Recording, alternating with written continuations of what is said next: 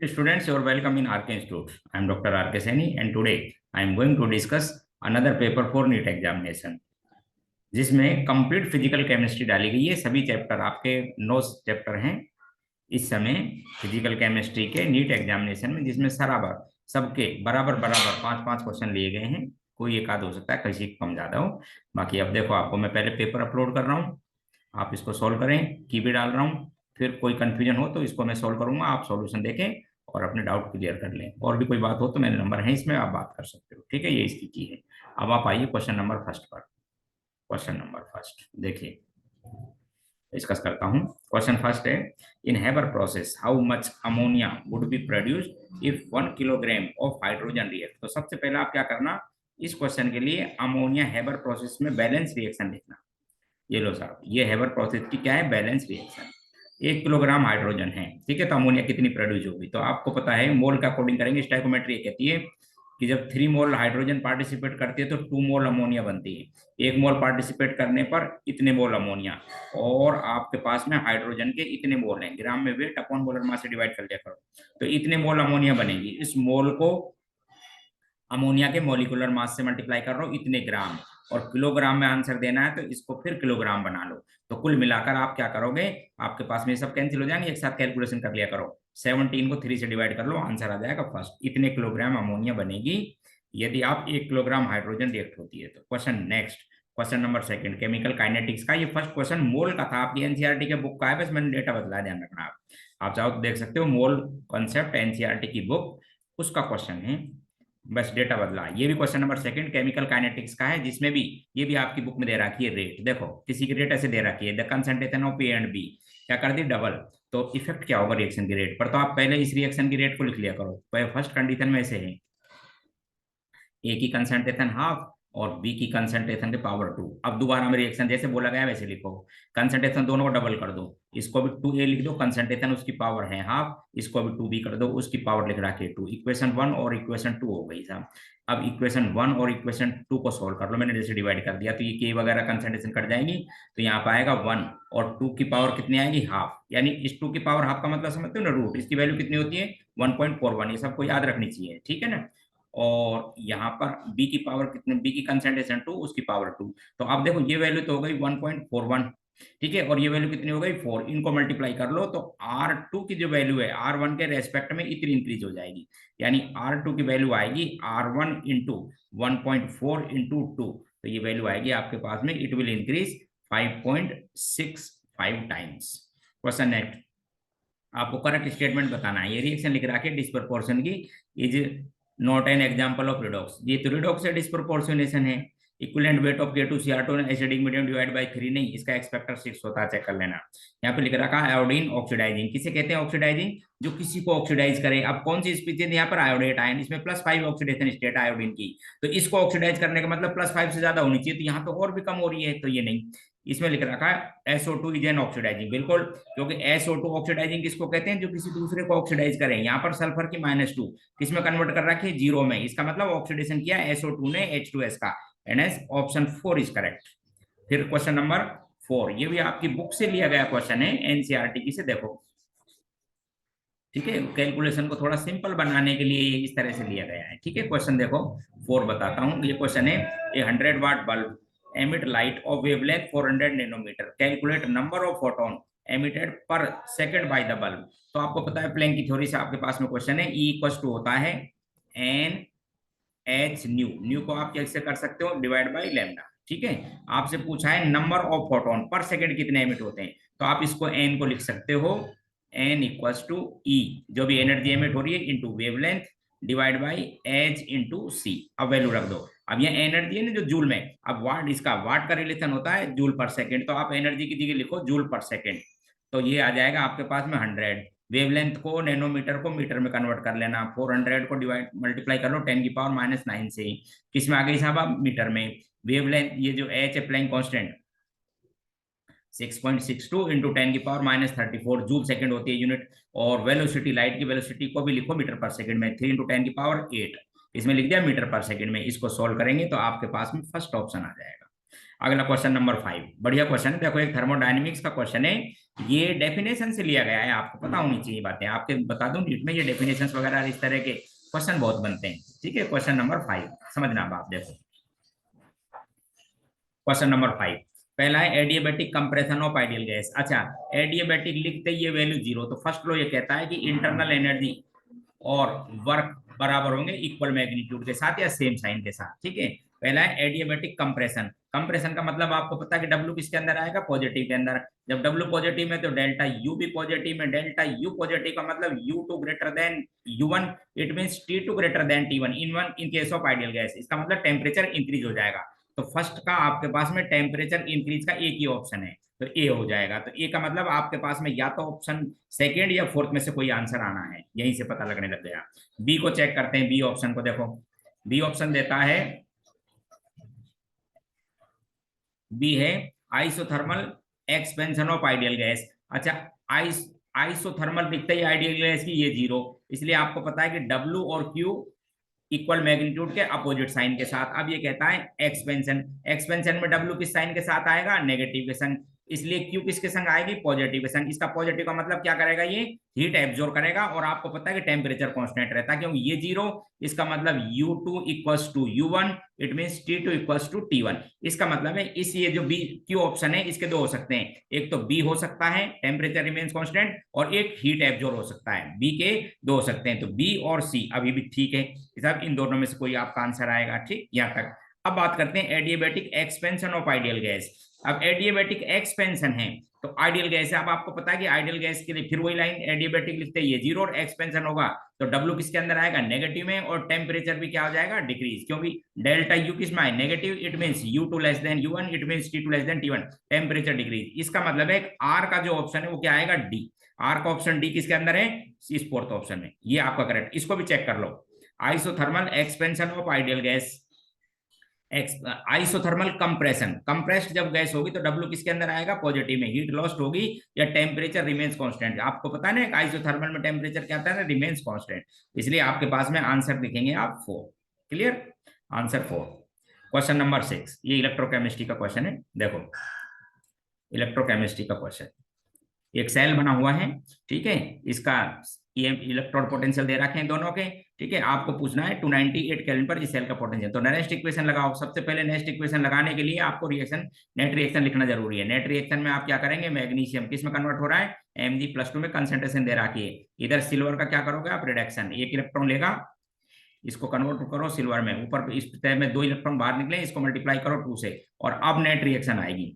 Net reaction में क्या करोगे, magnesium plus 2Ag plus gives Mg+2 plus 2 silver. अब यहां से लगानी है next equation, E cell equals to E nought, cell निकाल लेंगे, आपको वैल्यू दे रखी है, कैथोड माइनस एनोड माइनस 0.0591, रफली इसको 0.06 लिख लिया करो, अपॉन एन की वैल्यू कितनी लिखूं, 2।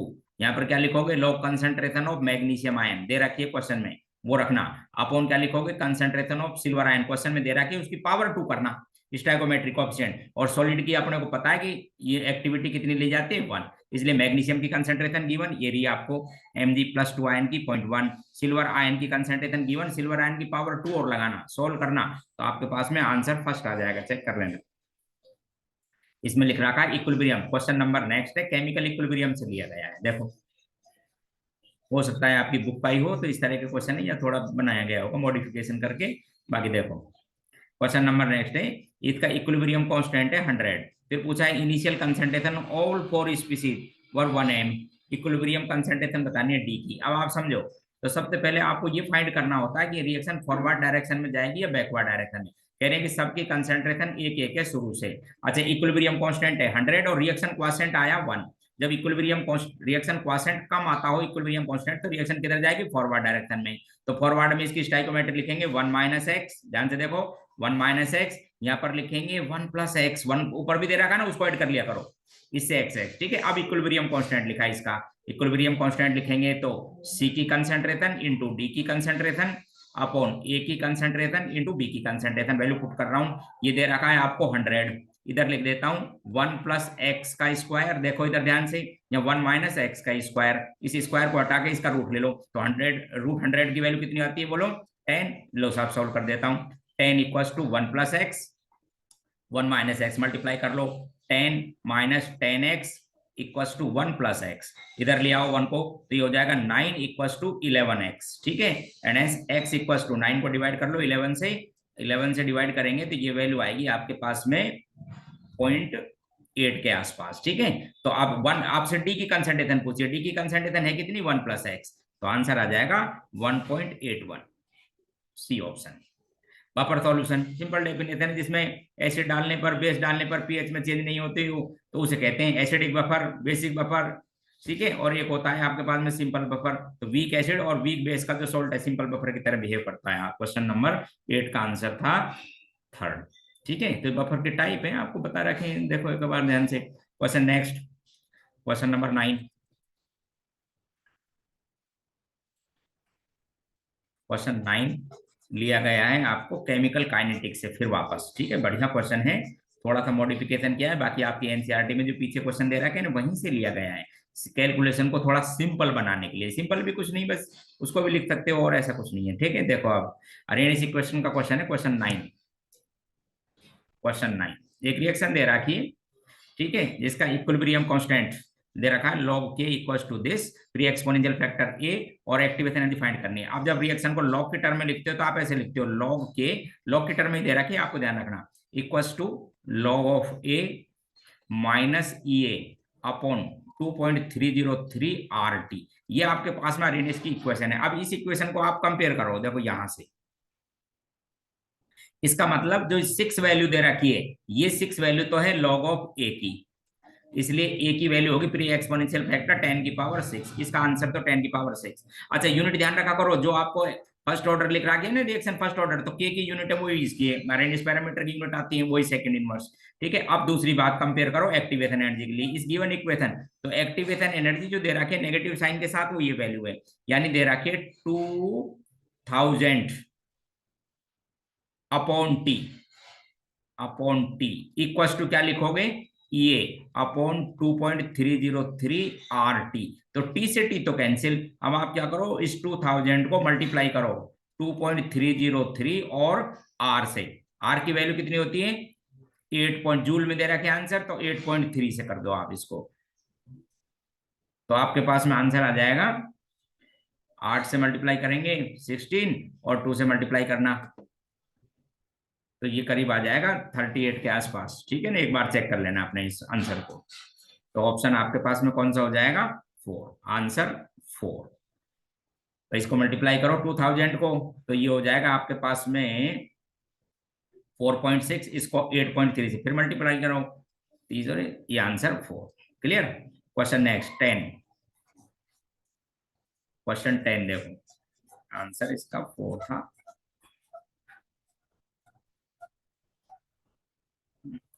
एक रिएक्शन दे रखा है to A product, concentration of A decrease from 0.5 to 0.4 in time 10 minutes, calculate relative rate of the reaction. तो अब आपको पता है रिलेटिव रेट ऑफ रिएक्शन या रेट ऑफ रिएक्शन फाइंड करते हैं, तो उसकी डिसअपीयरेंस रेट को स्टोइकोमेट्रिक कोएफिशिएंट से डिवाइड करते हैं। तो कितनी कंसंट्रेशन चेंज हुई साहब, 0.1, प्लस साइन लगा लेना, नेगेटिव साइन लिख के, कितने मिनट में चेंज हुई 10 मिनट में, डिवाइड करो स्टोइकोमेट्रिक कोएफिशिएंट से, इससे आ जाती है आपके पास में रेट। अच्छा, ये किस में आएगी, इतने m पर मिनट आती है, मिनट में दे रखी है। अब आप इसको सेकंड में करना चाहते हो मिनट को, तो कितने से मल्टीप्लाई करोगे, मिनट को करो सेकंड में, तो इसको मल्टीप्लाई कर दो 100 से, ये आपके पास आंसर आ जाएगा 8.3 इंटू 10 की पावर 5 वाला -5, ये सेकंड में दे रखा है, मिनट में तो आंसर ये आता। ठीक है, अब ये सेकंड में, which type solution formed by the ethanol plus water, तो कैसा डेविएशन शो करता है, पहली बात तो ideal solution, non ideal solution है और पॉजिटिव डेविएशन, इसलिए आंसर 4।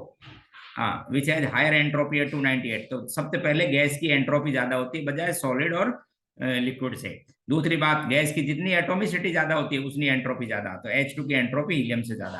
क्वेश्चन दे रखा है, एक रिएक्शन दे रखी है, इसका केसी गिवन है, आपको क्या करना है, इसी टेम्परेचर पर केसी फाइंड करना है इस दूसरी रिएक्शन का। अब इस रिएक्शन में देखो रिवर्स रिएक्शन है, इसका मतलब इसका जो केसी है, ये पहली रिएक्शन का जो केसी है उसका 1 अपॉन है, रिवर्स कर दो आंसर आ जाएगा आपका, समझ गए, 1 अपॉन कर लीजिए इस वैल्यू को। नेक्स्ट, हाँ, तो क्वेश्चन आपके पास में फर्स्ट आंसर आ जाएगा। क्वेश्चन है 2 एम्पियर करंट पास फॉर इतने सेकेंड है 96500 सेकेंड इन्फ्यूज्ड NaCl, 23 ग्राम NaCl वर डिपोजिटेड। कैथोड एफिशिएंसी बतानी करंट की। तो अब आप देखो तो ये कितना हो गया 2 एम्पियर, कितने टाइम तक 96500 सेकेंड तक, तो इतने कूलाम हो गया। उससे कितना बना है 23। वैसे बनना कितना चाहिए था देखो इधर ध्यान से, तो ये तो आपको पता है ना 1 कूलाम और 2 एम्पियर का करंट, तो ये तो आपके पास में 2 फेराडे हो गया। 2 फेराडे का मतलब फिर समझ गए, यानी 46 ग्राम होना चाहिए था जब 100%। तो आप बोलते हैं 46 gram sodium is obtained then current efficiency is 100%। 1 मिलता तो इतना, और आपको कितना मिला 23, इसलिए एफिशिएंसी कितनी आई 50%। Answer 50%। Mole fraction of A vapour above the ideal solution, A और बी है जिसका मोल फ्रैक्शन दे रखा है। अब मोल फ्रैक्शन निकालना है ए का, तो आप क्या करेंगे, एक फॉर्मूला है आपके पास में देखो। हाँ, सबसे पहले क्या करो, इसका टोटल प्रेशर निकाल लो सॉल्यूशन का। तो प्रेशर टोटल निकालेंगे आप, तो ए की मोल फ्रैक्शन कितनी 0.4, इसका प्रेशर दे रखा है 100, दूसरे की मोल फ्रैक्शन हो गई 0.6, उसका प्रेशर गिवन है आपको कितना 200। तो साहब ये तो वैल्यू हो गई साहब आपके पास में 40, और ये वैल्यू हो गई 120। ठीक है, तो टोटल प्रेशर कितना आ गया 160। अब मोल फ्रैक्शन यदि ए का वेपर फेज में निकालना है, तो इस ए का pressure divide by P total, तो 1/4 का मतलब 0.25। Answer third. Question next, equilibrium constant दे रखा है। ठीक है, इनक्लोज रिजिड कंटेनर, रिजिड का मतलब समझते हो ना कांस्टेंट वॉल्यूम, और कांस्टेंट वॉल्यूम पे कोई फर्क नहीं पड़ता, ध्यान रखना। रिजिड का मतलब कांस्टेंट वॉल्यूम, उस पर कोई फर्क नहीं पड़ेगा, इसलिए concentration of does not change, do not change. Conductivity देखो, क्वेश्चन नंबर 17 को एक्सप्लेन कर रहा हूं। Question 17, conductivity of 0.001 m acetic solution दे रखी है ये। ठीक है, डिग्री ऑफ डिसोसिएशन कैलकुलेट करना है, लिमिटिंग मोलर कंडक्टेंस फोर। तो आप ध्यान रखोगे आपको क्या मोलर कंडक्टेंस फाइंड कर लो। तो मोलर, क्योंकि अल्फा की वैल्यू है molar conductance at given concentration upon limiting molar conductance, ये आपको दे रखे 400, ये मैं निकाल देता हूं। तो ये वैल्यू है स्पेसिफिक कंडक्टेंस इनटू 1000, यूनिट देख लेना साइमेंस में, अपॉन m। तो ये जब वैल्यू रखोगे, ये दे रखी है आपको स्पेसिफिक कंडक्टेंस, m दे रखा 0.00। ठीक है, ये वैल्यू यहाँ पर पुट करो तो ये वैल्यू आ जाएगी आपके पास 50/40, आंसर आ जाएगा 4 यानी 0.8 के आसपास देख लेना आप। ठीक है ना, ये 0.25 के आसपास आएगा answer. How much charge is required for the 1 mole of permanganate into Mn। तो 1 मोल ऑफ परमैग्नेटाइन Mn2 में कन्वर्ट होगा, तो 5 मोल इलेक्ट्रॉन चाहिए। देखो इधर बैलेंस करने के लिए Mn की ऑक्सीडेशन स्टेट है, इसमें 1 मोल है,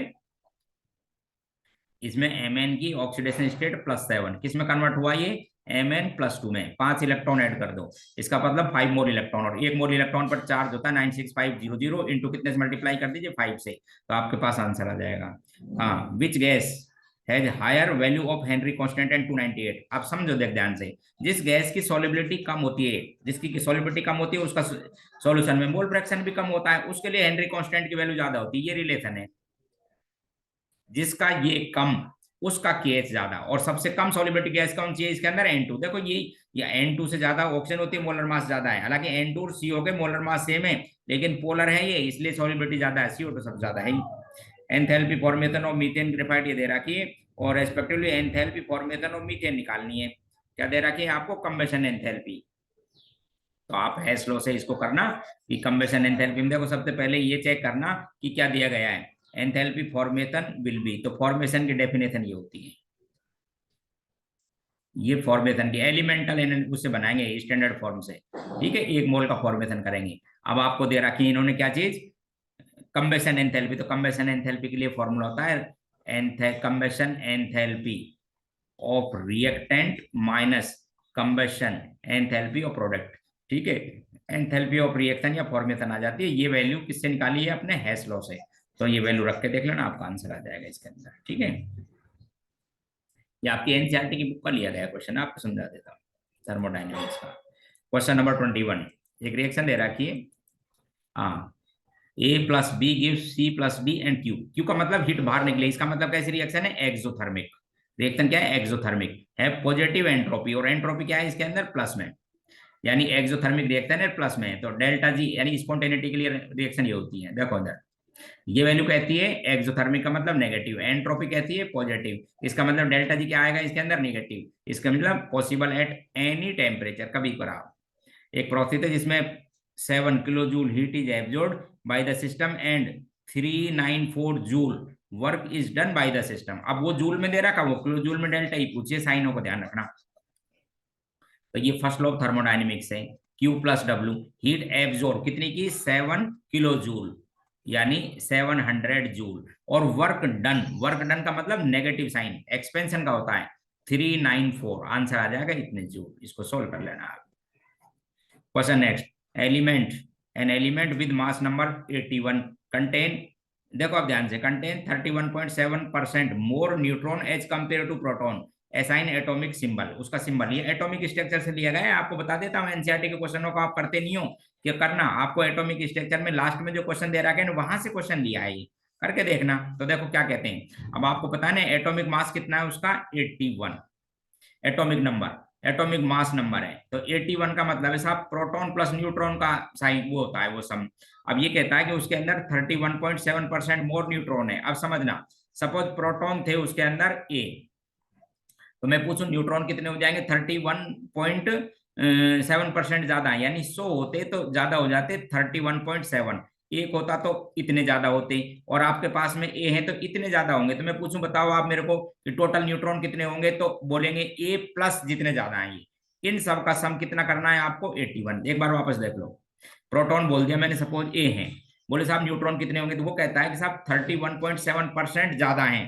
परसेंट का मतलब 100 यदि होता तो इतने ज्यादा, एक होता तो इतने ज्यादा, कितने हैं आपके पास में ए, तो ज्यादा ये, इतने तो ज्यादा हैं, इंक्रीज मोर नंबर है, और ये उसके अंदर मान लो। तो अब आप इसको सोल्व कर लो, क्या कैलकुलेट कर लीजिए, आपके पास में ए की वैल्यू फाइंड कर लो बस। ए में वो क्या हो जाएंगे आपके पास में, प्रोटॉन आ जाएंगे, तो ए को अपन प्रोटॉन निकालेंगे तो ये करीब आएगा आपके पास में नियरली 35 के आसपास। 35 पे कौन सा एलिमेंट होता है, ब्रोमीन। तो सोल्व करना, how many spectral line are possible in visible region, visible region electron fall from 6 to 3, visible में कौन सी होती है, बामर सीरीज एक भी नहीं बनेगी, क्योंकि बामर के लिए इलेक्ट्रॉन कहां पर आना चाहिए था, 2 में, वो कहता है 3 तक ही आ गया तो बामर बनती नहीं है, तो विजिबल रीजन तो बामर में आता है।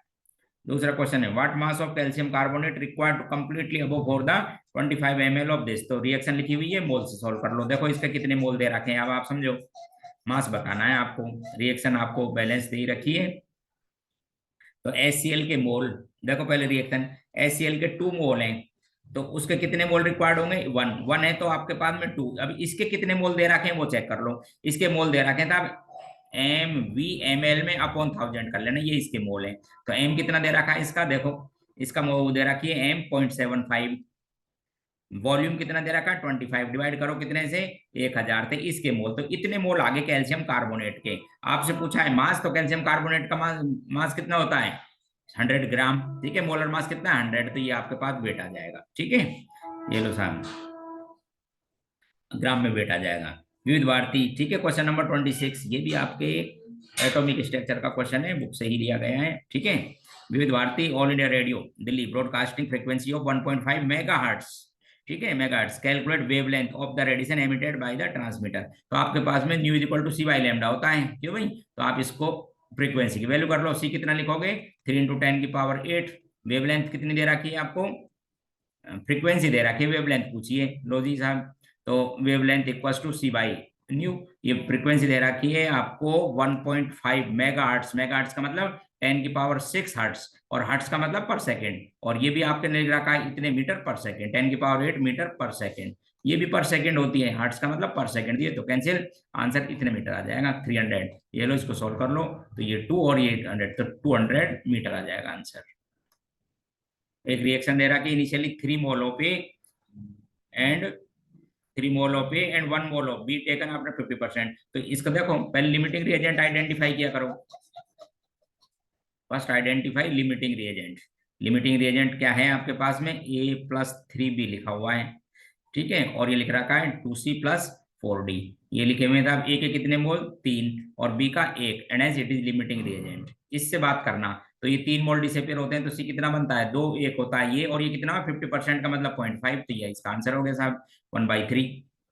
Question, a sample of NaOH 38 gram dissolve in water, in solution को 50 ml बनाया, वॉल्यूमेट्री फ्लास्क में मोलरिटी बतानी है, सिंपल क्वेश्चन, मोलरिटी का फॉर्मूला है आपके पास में, सोल्व कर लो, मोल पर लीटर, तो M इक्वल टू मोल कितने निकालोगे, कितना डिजोल्व किया 0.38, डिवाइड करो इसके मोलर मास से, कितना ml है 50 ml, लीटर में कन्वर्ट कर दो, आंसर समझ गए 0.98। ये क्वेश्चन दे रखा है आपके पास में, मोलिकुलर मास का इसका। देखो क्वेश्चन नंबर 29 समझिए इसको। क्वेश्चन 29, केमिकल इक्विलिब्रियम से मिक्सर दे रखा है आपको, डिग्री ऑफ डिसोसिएशन फाइंड करना है, ठीक है, ए का।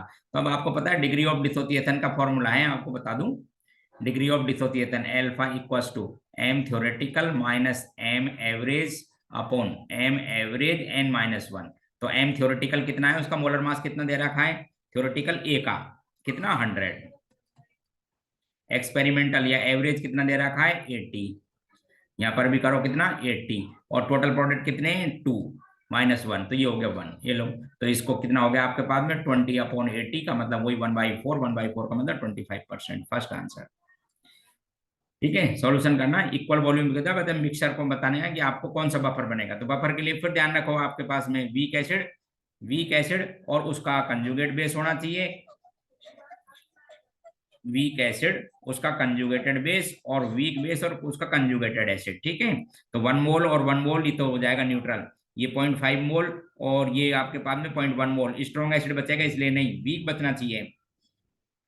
0.1 mole ammonium hydroxide and 0.05 mole of ammonium ये HCl, ये बचेगा आपके पास में एक्सेस, ये हो जाएगा बफर सॉल्यूशन, ये आपके पास में फिर सॉल्ट बनेगा। ठीक है, incorrect, a process can be completely defined by initial and final state, यही इनकरेक्ट है, ध्यान रखो, क्योंकि इनिशियल और फाइनल से नहीं, थ्रू आउट द प्रोसेस बात करनी पड़ती है कि temperature remains constant throughout the process then it is isothermal, तो ये गलत है, बाकी सब सही।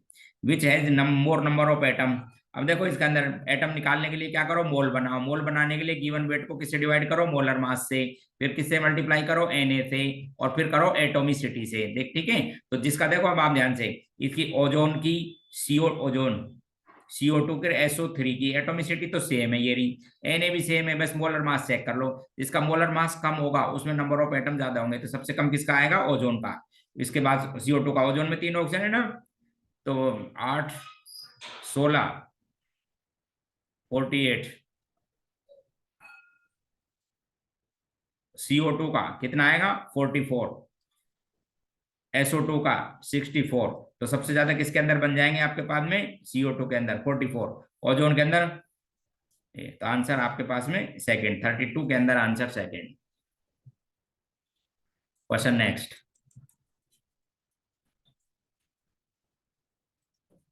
हाँ आगे पूछा है question number 33, which one is correct, correct freezing point order बताना है आपको, मोलरिटी सेम है 0.1, तो आपको पता है कि फ्रीजिंग पॉइंट में पार्टिकल कम होने चाहिए जब ज्यादा होता है, फर्स्ट आंसर, क्योंकि जैसे जैसे पार्टिकल बढ़ते हैं तो कॉलिगेटिव प्रॉपर्टीज की वैल्यू भी बढ़ जाती है। Question number 34, zero order reaction है जिसका के दे रखा है इतना, disappearance for the disappearance what will be the concentration after 50 second, initial concentration इतनी, तो आपके पास में K × T फर्स्ट ऑर्डर की रिएक्शन की, देखो first order zero order kinetics, zero order है KT, ये integrated rate equation, KT equals to A naught minus AT।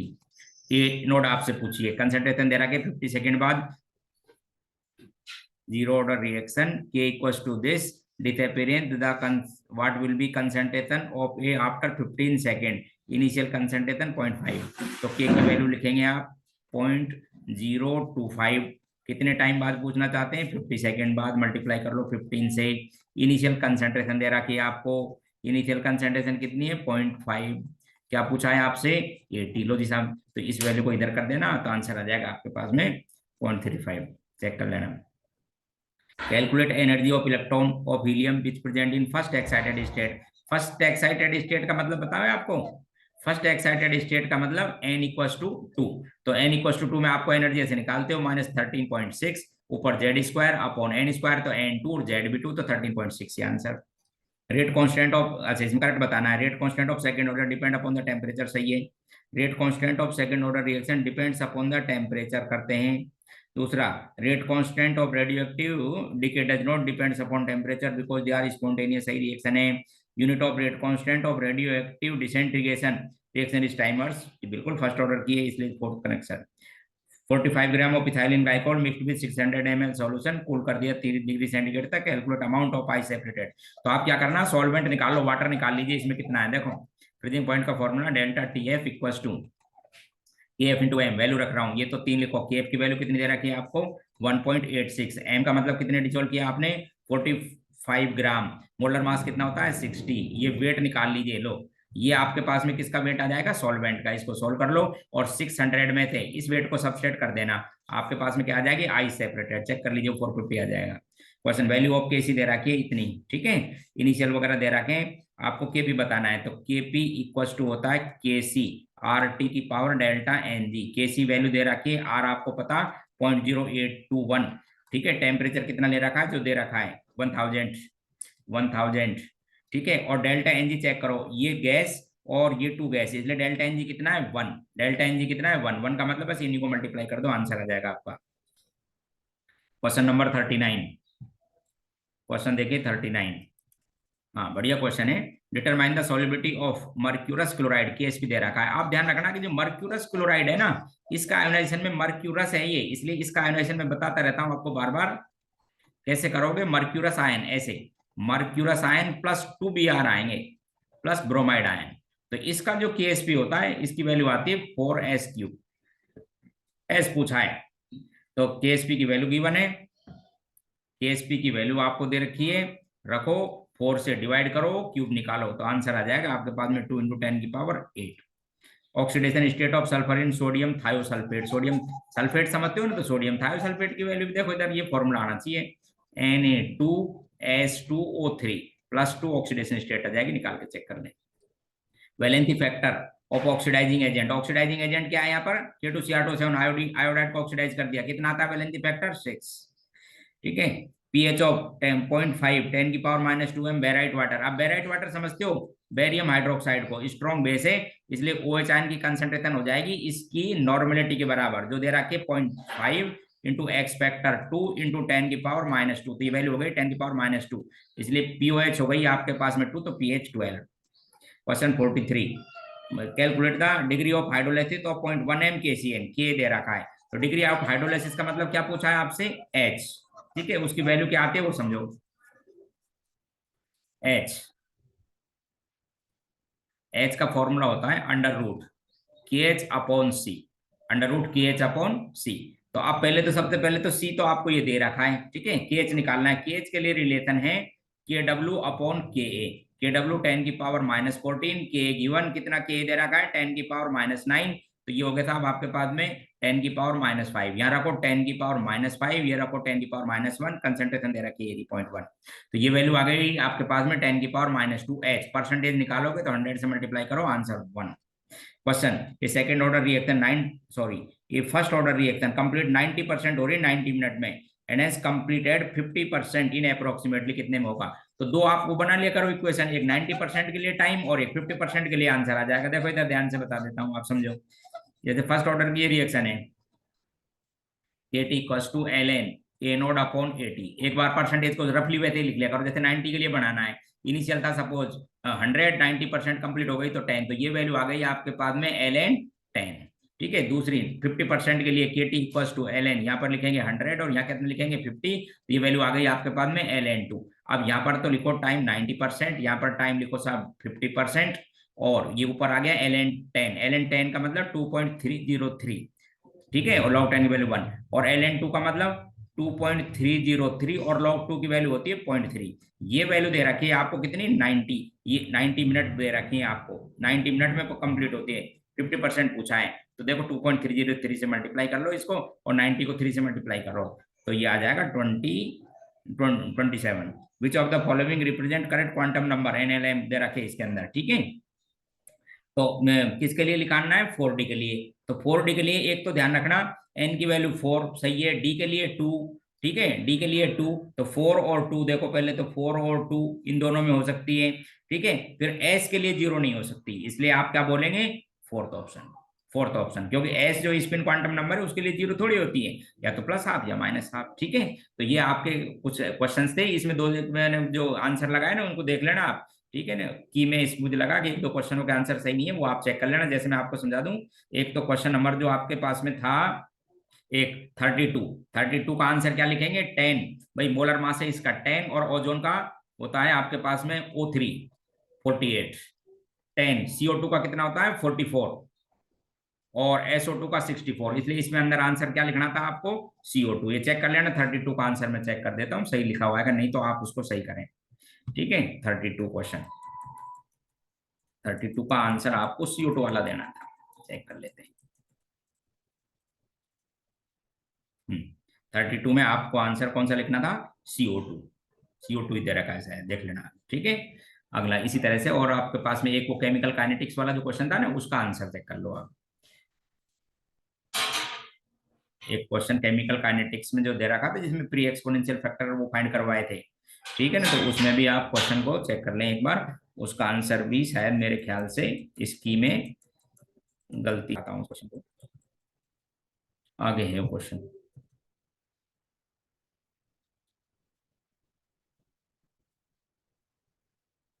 इसमें रेनेस की क्वेश्चन थी ना, वो वाला क्वेश्चन। ठीक है, एक बार चेक कर लो। हाँ, ये इसका question number 9। Question number 9 answer क्या आएगा इसका? 4। चेक कर लेना की में आंसर देख लो। इसका आंसर 4 करना है आपको।